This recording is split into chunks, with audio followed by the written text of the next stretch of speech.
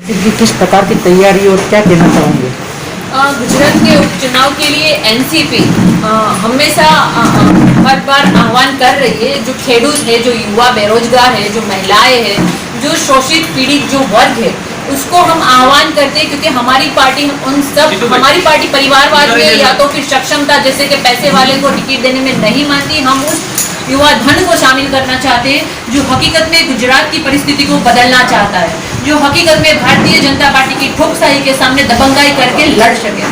इसलिए उसके लिए हम जो कैंपेनिंग कर रहे हैं, जो हम गांव-गांव जा रहे हैं, हमारी जो कैंपेनिंग चल रही है कि युवा हमसे एनसीपी ज्वाइन कैंपेनिंग हमारा चल रहा है, उसमें हम युवाओं को, महिलाओं को, बेरोजगारों को, शिक्षित बेरोजगारों को सबको जोड़ रहे हैं। तो हमारी वो ग्राउंड लेवल की जो एक्टिविटी है वो चालू है, उसमें हमें बहुत अच्छा प्रतिसाद मिल रहा है और आगामी जो दिन है उसमें हम उस अपने संगठन को बहुत मजबूताई से उसका इलेक्शन में भी हम उपयोग करके उसको भी मौके देंगे।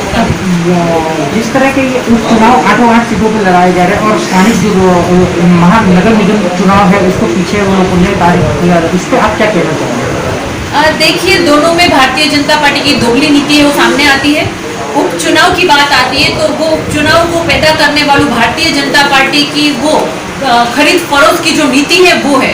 उन लोगों ने एमएलए को तोड़ा, अपने पक्ष में शामिल किया, उसकी वजह से आज गुजरात को कोरोना जैसी महामारी में उपचुनाव की ये जो परिस्थिति भुगतनी पड़ रही है। तो यहाँ पे उन लोगों को कुछ कोरोना की महामारी नहीं दिखती, ना ही उन लोगों को सुरक्षा की कोई परवाह है। बड़ी बड़ी रैलियां करते हैं, बड़े बड़े जमावट खाना वाना का सब आयोजन करके सबको जमा करते हैं और वोट बैंक की राजनीति करते हैं। हालांकि अभी आपने कल देखा कि उन लोगों ने स्थानिक स्वराज को लेके जो बोला चुनावी कमीशन ने कि ये जो है गुजरात की सुरक्षा को लेके हमें देख रहे हैं कि पोस्टपोन कर रहे हैं, तो उसमें भारतीय जनता पार्टी का हाथ है और उसकी दोगली नीति साबित होगी। स्थानिक स्वराज में वो अपनी हार देख चुकी है, उसको पता है कि जन आक्रोश जो ग्राउंड लेवल से जो आक्रोश है, जन आक्रोश है, वो कहीं ना कहीं उन लोगों को नुकसान करेगा राजकीय हिसाब से। इसलिए दोनों में उसकी दोगली नीति। इसीलिए मैंने बोला कि जो भारतीय जनता पार्टी गुजरात की परिस्थिति को निर्माण किया है वो राक्षस जो रावण के 10 सिर थे उस टाइप का उसका राक्षसी वलण गुजरात की जनता के लिए वो दिखा रही है। जो विधायक कांग्रेस छोड़ के बीजेपी में शामिल हुए तो उन विधायक के बारे में आप क्या कहना चाहेंगे? देखिए, जो शामिल होते हैं उस पर मुझे कटाक्ष करने की, टिप्पणी करने की कोई आवश्यकता है ही नहीं, लेकिन जो इतना बड़ा पक्ष है, जो अपने आप को बहुत कार्यकर्ताओं का गण जिसके पास पेज प्रमुख है, उन लोगों को दूसरे पक्ष के नेताओं की जरूरत पड़ रही है, तो आप समझ सकते हैं कि वो कितना खोखला है, कितना बनावटी है। मार्केटिंग करके पूरा कंपनी बना दिया भारतीय जनता पार्टी ने और पूरी तरह से सिर्फ वो दिखावा करती है पैसों के दम पे, पैसों के जोर पे और मार्केटिंग के दम पे बहुत बड़ी पार्टी है। तो वो कांग्रेस के जो भी नेताओं को खरीद के लेके जाती है, जो भी साम दाम दंड भेद का यूज करके उसको लेके जाती है, वो साबित करती है कि भारतीय जनता पार्टी खोखली है।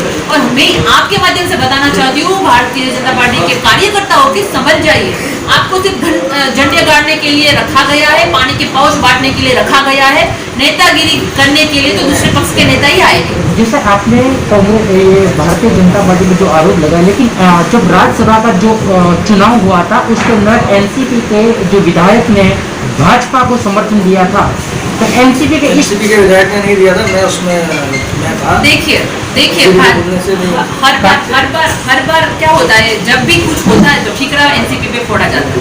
एनसीपी हमेशा यूपीए घटक का हिस्सा रही और रहेगी।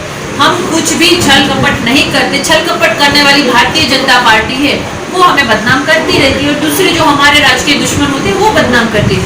हम जो वोट देते हैं वो यूपीए घटक को ही देते हैं और बाकी उसकी साबिती के लिए और नहीं साबिती करने की हमें कोई आवश्यकता है नहीं।